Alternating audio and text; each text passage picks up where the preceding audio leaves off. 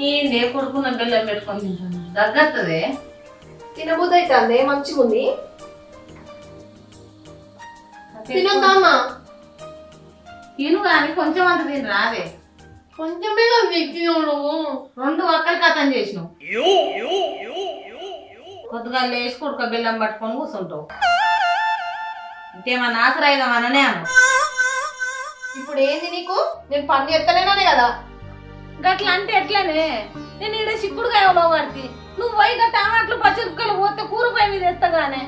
నేను పోయ్యా నువ్వే పోసి వండుకో నాకు ఆకలి అవుతుంది ఆకలి అవుతుంది కానీ పని చేయమంటే అయితే చేయవు అండి పెడతావు తిందు నేను అదే చెప్తున్నా కదనే అంటి పెట్టు నేను తింటా మీ అయ్యే కాబట్టి నాకు ఇంత గోసలు వచ్చినాయే